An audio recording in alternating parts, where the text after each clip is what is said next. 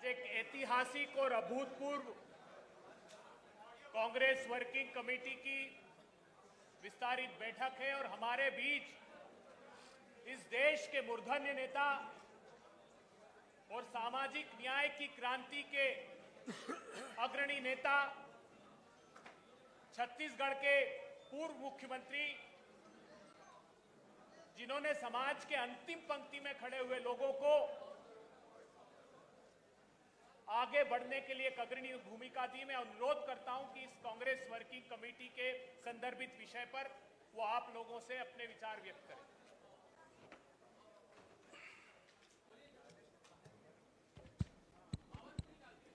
इसी पर है उसमें।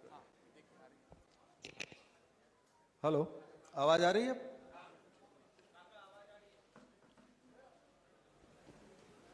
पत्रकार वार्ता में सभी पत्रकार साथियों का मैं स्वागत करता हूं और साथ ही डायस में बैठे हुए हमारे सब कांग्रेस के नेताओं का और मीडिया विभाग से जुड़े हुए सभी साथियों का मैं स्वागत करता हूं, अभिनंदन करता हूं। आज हमारे लिए बहुत ही ऐतिहासिक दिन, आज़ादी के बाद पहली बार कांग्रेस वर्किंग कमेटी की बैठक बिहार में और सदाकत आश्रम में, जहां इस आश्रम में बिहार के बड़े बड़े राजनेता यहीं से देश की आज़ादी की लड़ाई की शुरुआत उन्होंने की। हम आज उसी सदाकत आश्रम में मल्लिकार्जुन खड़गे जी की अध्यक्षता में आदरणीय हमारे लोकसभा में विपक्ष के नेता आदरणीय राहुल गांधी जी, जो न्याय योद्धा के रूप में हम सब जानते हैं, उनकी उपस्थिति में कांग्रेस वर्किंग कमेटी की बैठक, जिसमें हमारे वर्तमान के मुख्यमंत्री, पूर्व मुख्यमंत्री और सभी फ्रंटल ऑर्गेनाइजेशन के अध्यक्षगण उपस्थित हैं। आदरणीय खड़गे जी का जो प्रारंभिक उद्बोधन हुआ, उसमें उन्होंने जो कहा कि सदाकत आश्रम में जिन नेताओं ने आज़ादी की लड़ाई लड़ी और जितने भी अनाम हमारे कांग्रेस के नेता, उन्होंने कहा कि बहुत क्रांतिकारी कदम है। देश की दूसरी आज़ादी का दिन है 30 जून 2017 को उन्होंने मध्य रात्रि की घोषणा की, ये दूसरी आज़ादी है। और उस समय भी गरीबों के माली हालात सुधरेंगे, किसानों के, मजदूरों के, नौजवान के, व्यापारियों और उद्योगपतियों की स्थिति में गुणात्मक वृद्धि होगी, इस प्रकार की बात कही गई थी। और वही बात जब आप 5 स्लैब से घटा के 2 स्लैब किए, तब भी वही बात आप कह रहे हैं। लेकिन इन 8 सालों में आर्थिक पूरे देश की जनता को लूटने का काम केंद्र सरकार ने किया।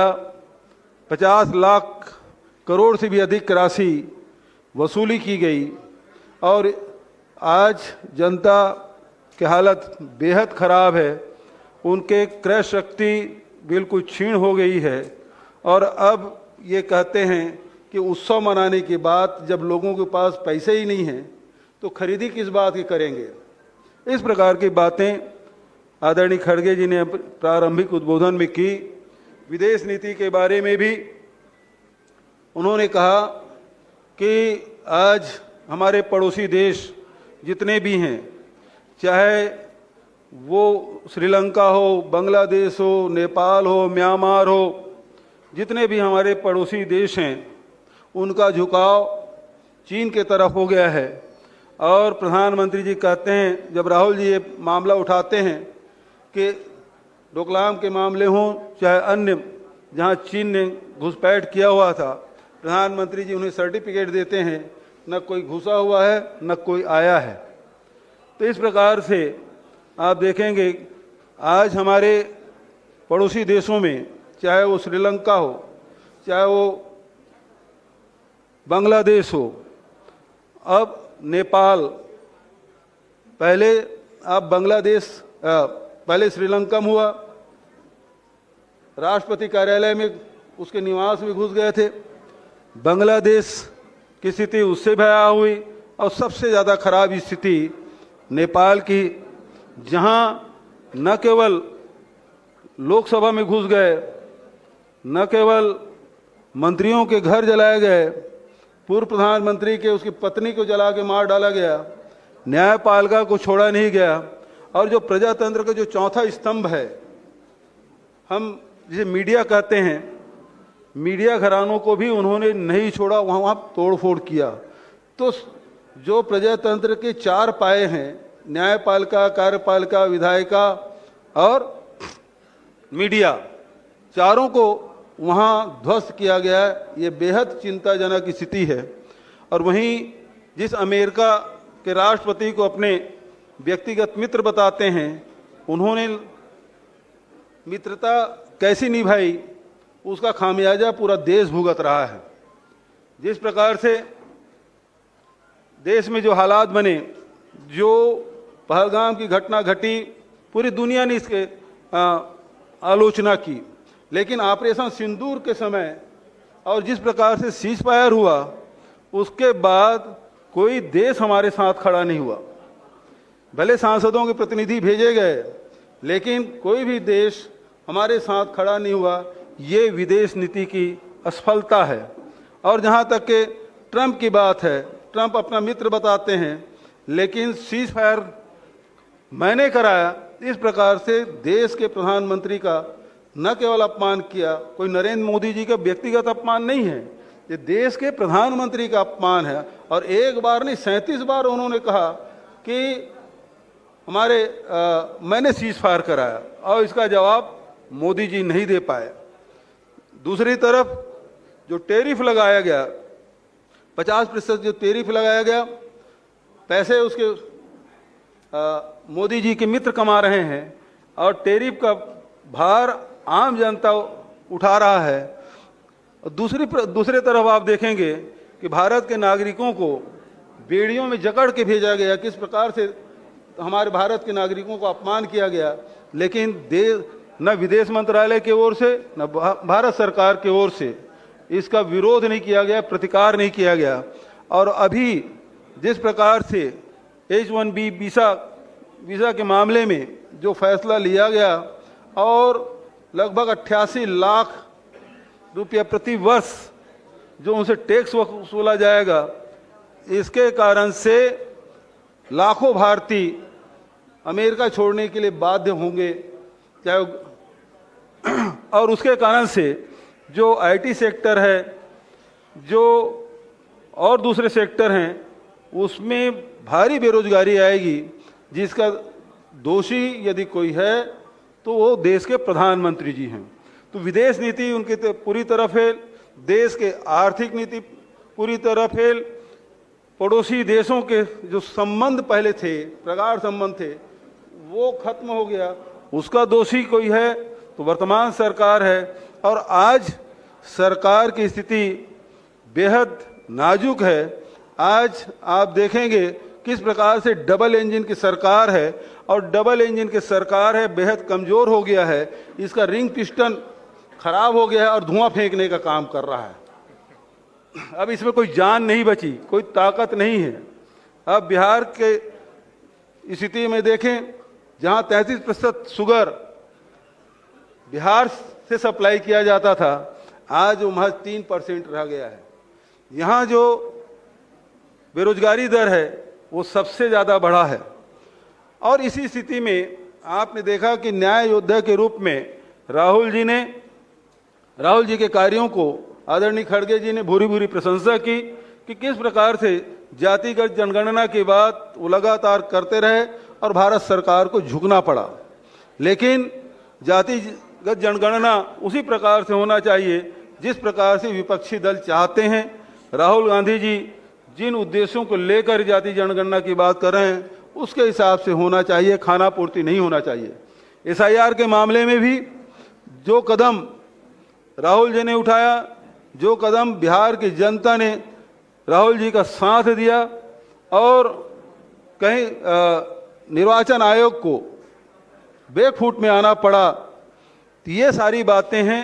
लेकिन एक बात और खड़गे जी ने जो बात कही है, जो हमारे प्रजातांत्रिक संस्थानें हैं जिसके माध्यम से प्रजातंत्र की जड़ें मजबूत होती है, वो सारे संस्थाएं कमजोर की जा रही है। चाहे वो कार्यपालिका हो, चाहे विधायिका हो, चाहे वो न्यायपालिका हो, चाहे ईडी और आईटी या सीबीआई का उपयोग ये व्यक्तिगत दुश्मनी निकालने के लिए कर रहे हैं, राजनीतिक द्वेष के लिए कर रहे हैं, तो इससे निश्चित रूप से प्रजातंत्र कमजोर हुआ है। और सबसे बड़ा प्रजातंत्र को मजबूत करने वाला कोई संगठन है तो निर्वाचन आयोग है। और निर्वाचन आयोग आज उसकी भूमिका जो है भारत सरकार के प्रतिनिधि के रूप में या भारतीय जनता पार्टी के प्रतिनिधि के रूप में हो गया है।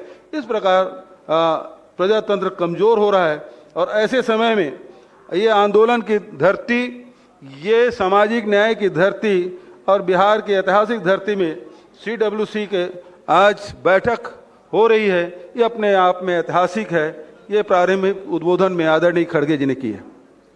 Thank you.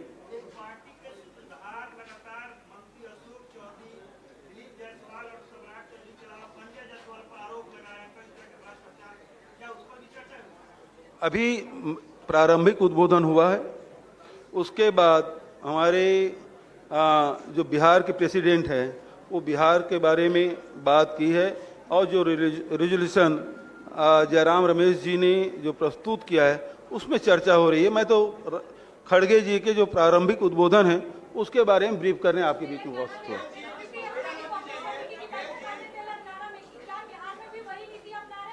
क्या चीज?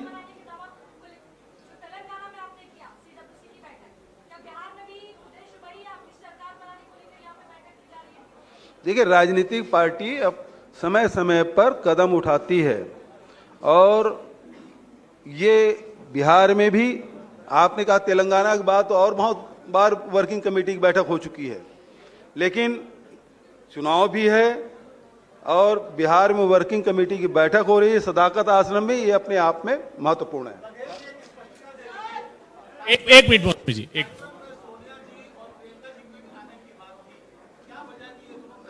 खड़गे जी ने अपने प्रारंभिक भाषण शुरू करने के पहले ही इस बात का उल्लेख किया कि मैडम की तबीयत, वो मैडम आना चाहती थी लेकिन तबीयत थोड़ी सी ढीली होने के कारण से वो नहीं आ पाई। उसके साथ हैं मौसमी जी।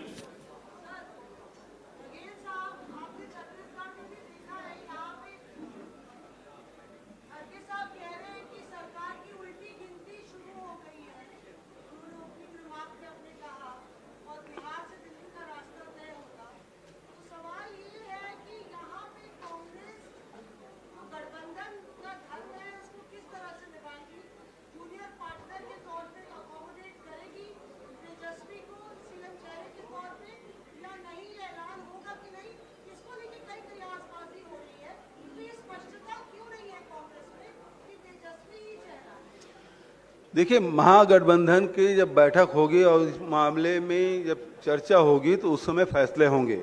आज तो कांग्रेस वर्किंग कमेटी की बैठक है, ये महागठबंधन की बैठक नहीं है। जब वो इंडिया गठबंधन की बैठक होगी तो उसमें यह तय किया जाएगा।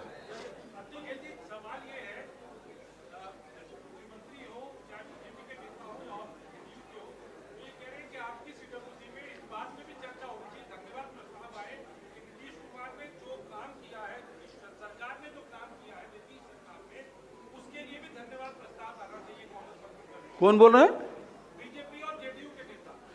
मतलब वो लोग नहीं कर पा रहे हैं क्या? क्योंकि वो चर्चा करेंगे तो अशोक चौधरी की चर्चा होगी, जायसवाल की चर्चा होगी, है ना, और फिर सम्राट चौधरी के सर्टिफिकेट के बारे में चर्चा होगी, तो वो नहीं कर पा रहे हैं क्या जो हम लोगों से अपेक्षा कर रहे हैं?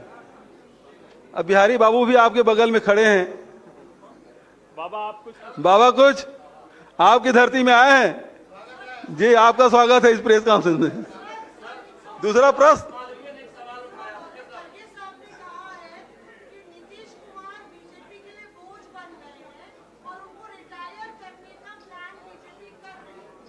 बिल्कुल सही बात। जो स्थिति है नीतीश बाबू के, हम तो चाहते हैं कि नीतीश बाबू स्वस्थ हों और शतायु हों, लेकिन जिस प्रकार से भारतीय जनता पार्टी की भूमिका इसमें रही है, पूरा बिहार और पूरा देश जान रहा है।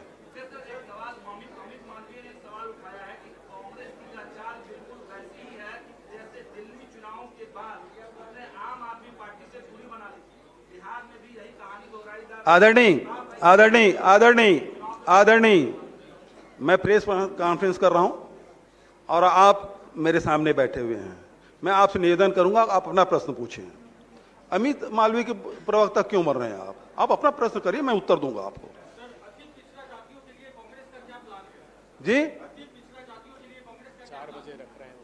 इस मामले में मैंने अभी प्रारंभिक उद्बोधन की बात कही है खड़गे जी का, और इस मामले में लगातार सब नेता आएंगे, बात रखेंगे। जो आपका प्रश्न बहुत महत्वपूर्ण प्रश्न है, और मैं समझता हूं कि इसमें हमारे नेताजी शायद उसमें कुछ कहेंगे।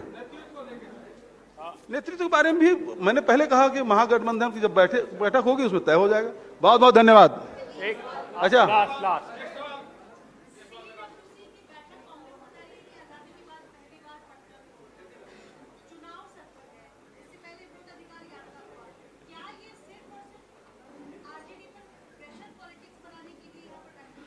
देखिए, जब कोई भी गठबंधन के कोई भी पार्टी कोई गतिविधि करती है, यदि उसकी ताकत बढ़ती है तो गठबंधन की ताकत बढ़ती है। यदि कांग्रेस मजबूत हो रही है तो निश्चित रूप से इंडिया गठबंधन की ताकत भी बढ़ रही है। कांग्रेस जब बिहार में इतना शक्ति प्रदर्शन कर रही है, राहुल गांधी पहले 13 दिन बिहार में रहे, उसके बाद 100 से अधिक नेता नवाज पहुंचे हैं, तो क्या कांग्रेस बिहार में 70 सीटों पर टिकी रहेगी या गठबंधन में सीटें आपको? इस मामले में मैं उपयुक्त व्यक्ति नहीं हूं जिसके बारे में बोलूं। इसके बारे में जब इंडिया गठबंधन की बैठक होगी उसमें तय होगा। Thank you. चलो।